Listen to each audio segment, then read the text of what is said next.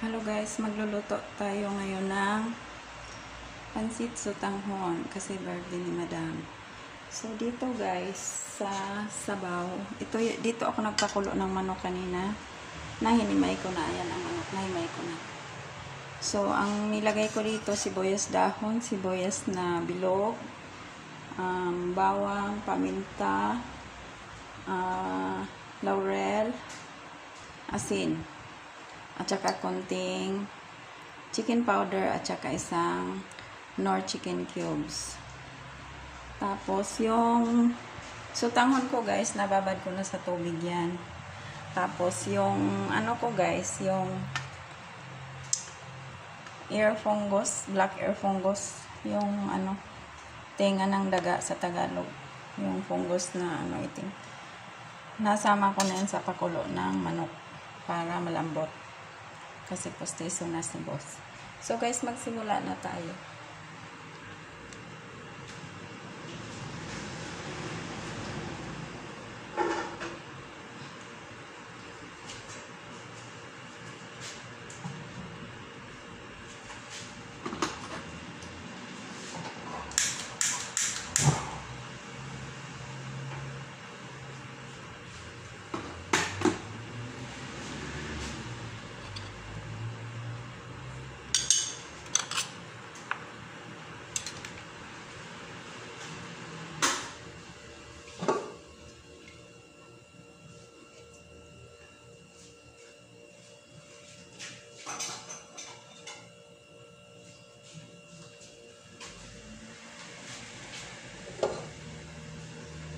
Ready ko na yung ating kaldero.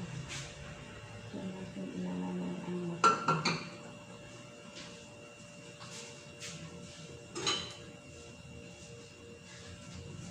So magbuhos na ako ng mantika guys.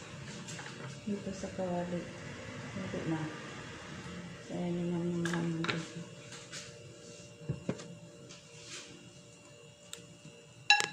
So I hope hindi bumigay ang ating camera. Kasi ilang beses na ito tumalong kanina.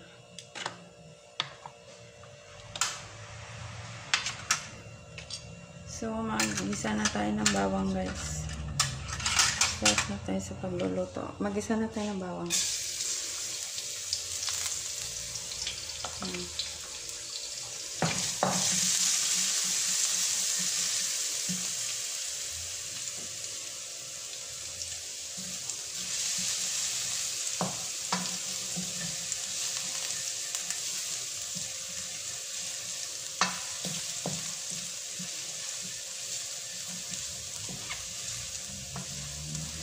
So, yung pansit naman guys, depende sa kakain.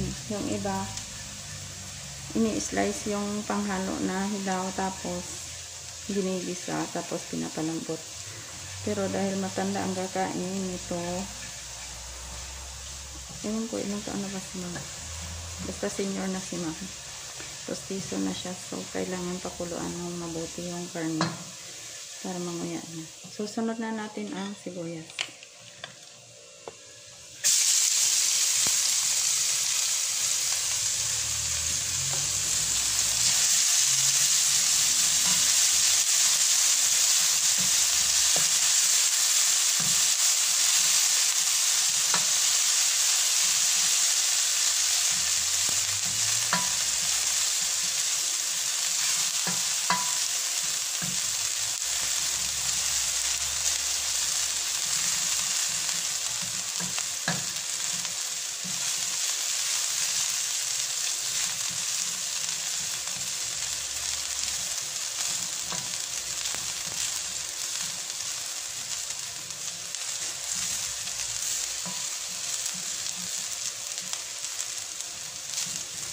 Tapos isunod na natin ang ito guys, yan, para manguya ni Ma'am.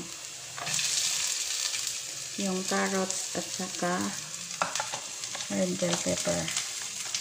Red bell pepper is, ang tunay na pangalan yan ay capsicum. Pero tayo mga Pilipino tumatawag dyan na red bell pepper. So ang tawag dyan dapat capsicum. Kasi yung newspaper maanghang yun. Itong capsicum hindi.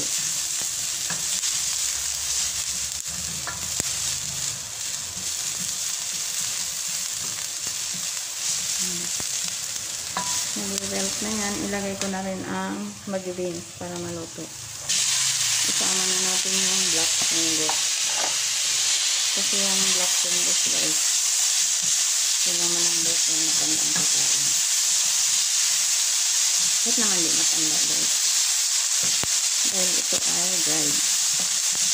May naka-harvest dyan na fresh guys sa mga bundok. Nasa puno lang to guys, nakadikit yung mga patay na puno. Ito yung mushroom na tumutubo sa sanga ng kahoy. Hindi ba patay na yung kahoy, tumutubo yun doon.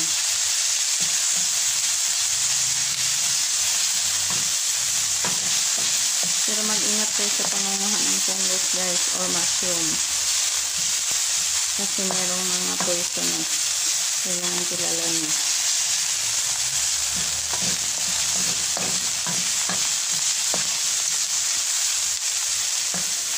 Tapos, isunod na natin dyan ang sabaw. Ayan guys. Ito.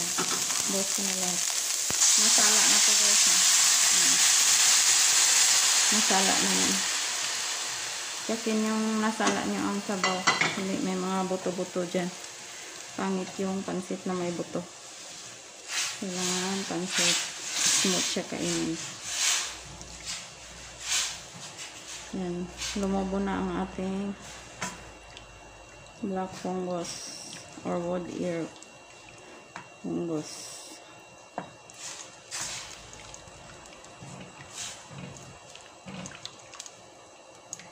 Yan. Tinimplahan ko na yung sabaw guys kanina bago tayo nagsimula. Nilagyan ko na yan ng kunting tuyo, asin, paminta. Yan. Magic sarap at saka Knorr cubes.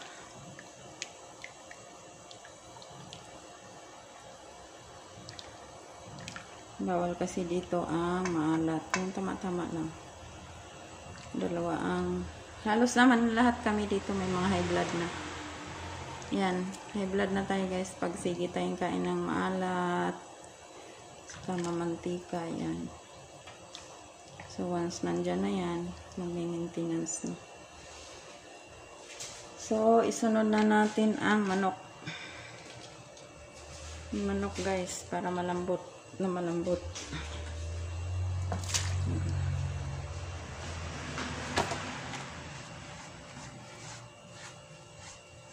Sairin natin. Sa mahal na bilihin ngayon guys. Sasairin natin. Sayang.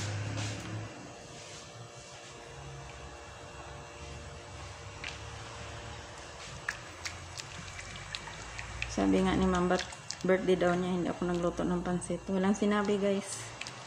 Sa mahal ng bilihin, mahirap mag una-una nga. Walang sinabi ang amo. Mahirap na.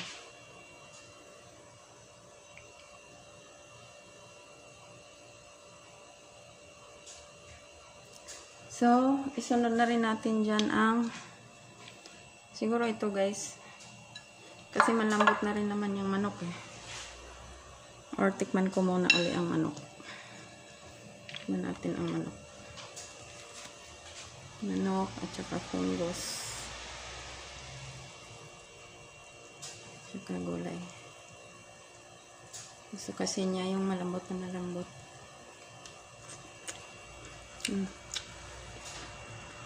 Sarap. Kasi postiso na si Ma'am.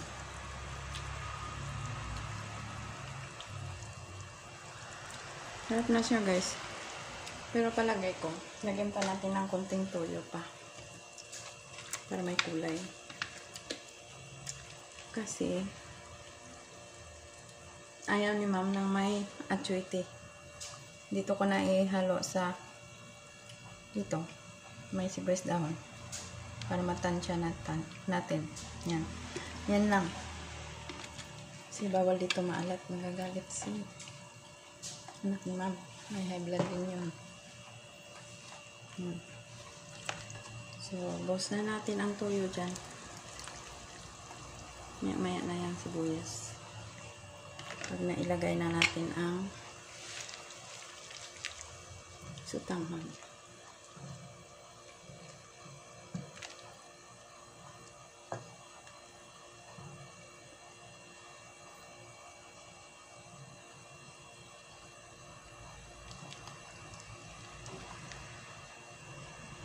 So, pag naluto na yung gulay na to guys, sunod lang natin ang cabbage at saka yung sotanghon.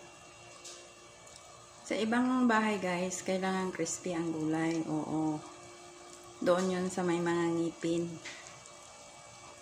at healthy diet. Dapat naman talaga ang gulay crispy para may sustansya pa. Pero dito, umiinom kaming lahat ng multivitamins galing US. So, siguro yung pagkain dito kahit hindi na gaanong masustansya siguro. Basta malambot sa pagnguya ni ma'am. Okay na yun. Siyempre yung Big Boss ang masunod guys. Hindi tayo. Yung Big Boss.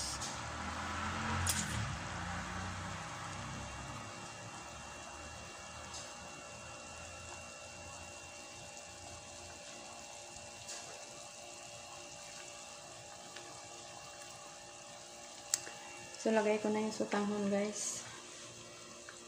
Kaya, sotanghon ito.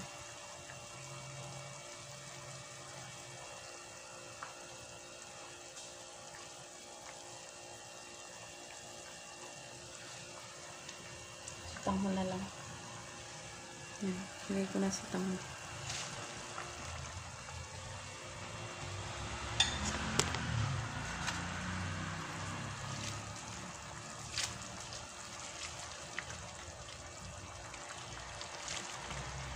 Gusto kasi niya malambot na malambot ang sotanghon. Senior na si ma'am.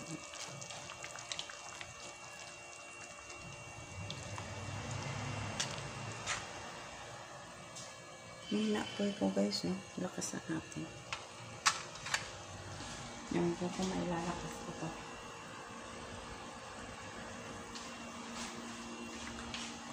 Lumakas naman siya. Pero iba kasi ang burner ng Elba guys. Tingnan mo. Mas maganda talaga yung ibang brand kaysa Elba. Elba hindi ako gaanong kampante dito sa stove na to. Mas maganda pa yung La Germania. Tsaka Whirlpool. Yan. Whirlpool the best. Sa lahat na appliances, the best talaga yan. From microwave to air fryer, to oven, to washing machine, to dryer.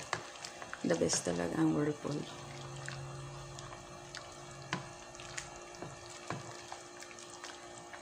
Elba, parang Spanish lang yata itong Elba.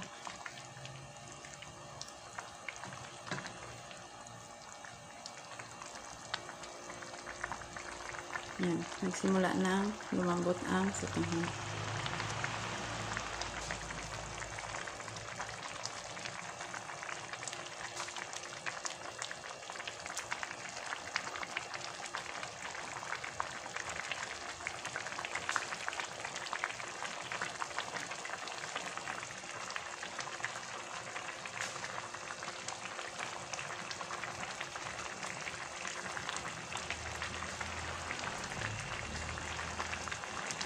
Check natin ang lambot ng sotanghon guys. Kasi gusto niya malambot na malambot. Ayan naman ito. Nag-busog tayo katitikin.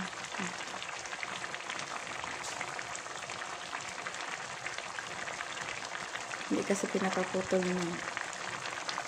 Naniniwala siya na ang pansit ay long life. Ang pansit kaya tinatawag na for long life guys dahil sa gulay. Yun yun. Wala pa. Ilang pa ng mga ilang minuto.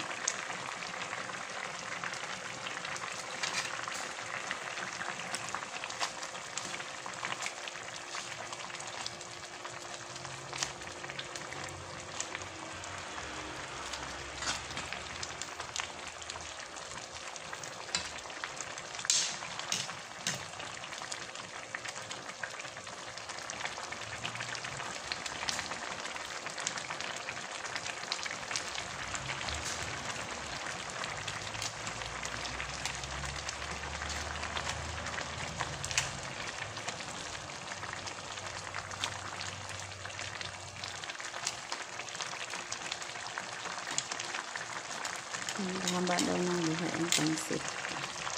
Actually, hindi ang pansit guys. Yung gulay inside the pansit.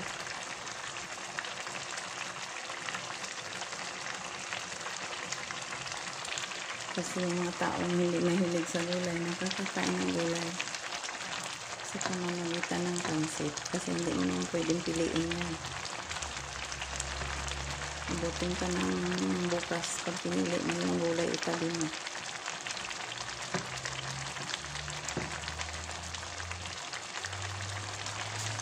So, check natin ulit ang lambot ng sutanghon.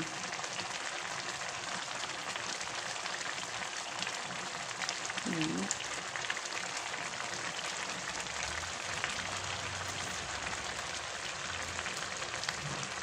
Kulang pa. 2 minutes pa.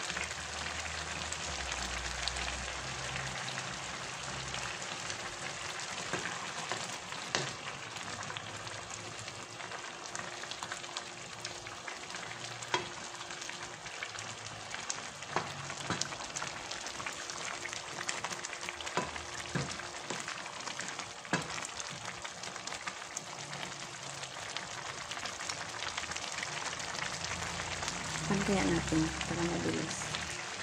Patay ng katip guys.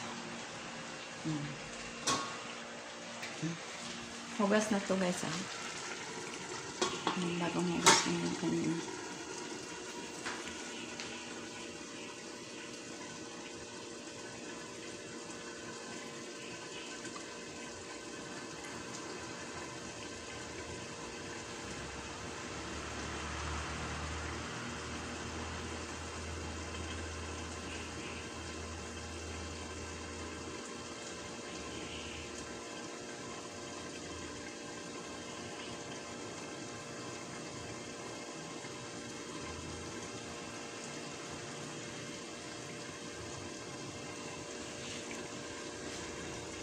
Iba pa naman tong sutanghon.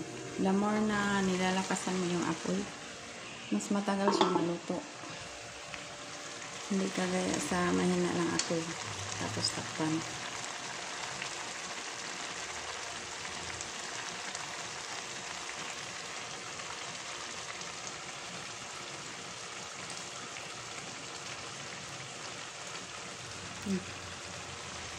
Malambot na siya.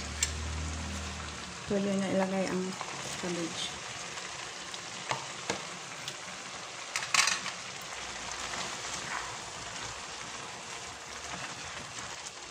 Alam mo para sa akin, matabang siya guys. Ang konti, kaya lang ayaw nila ng lutong tama ang timpla. Kasi nga hindi naman sila pala inom ng tubig, so dapat talaga sila doon sa kasabihan na nakakasira ng BP ang maalat. Yan lang, sila na lang maglagay itong kulang, may patis naman sa loob.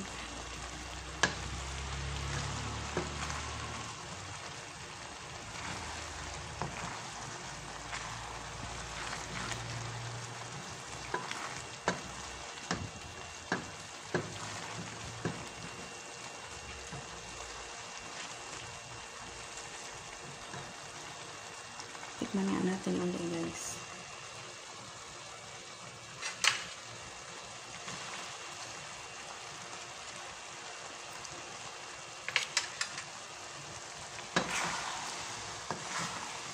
Ako kasi ang dila ko, gusto ko yung tamaan timpla guys.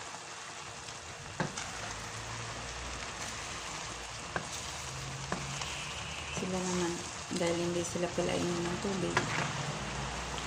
So, takot silang kumain ng tamaan timpla. Gusto nila matabang lang. So, sundin na lang natin. Yan, ilagay ko na ang sibuyas dahon.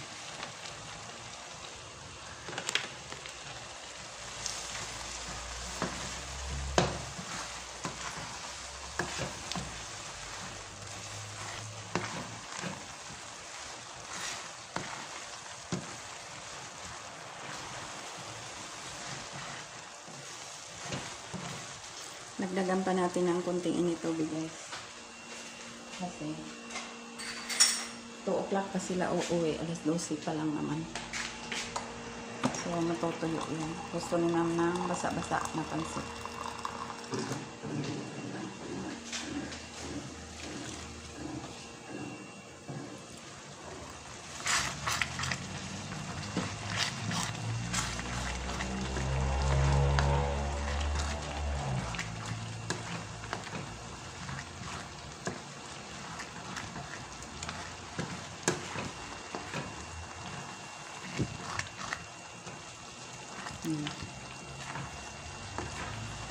So, kung haluan natin to ng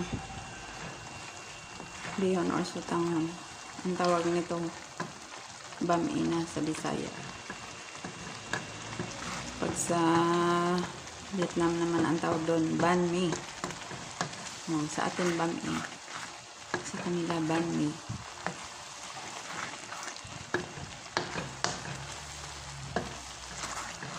So, hanggang dito na lang yung paghalo-halo ko, guys. Patayin na natin kasi mamaya matuyo naman to. 2 o'clock iinitin pa naman ulit. So, thank you so much guys for watching.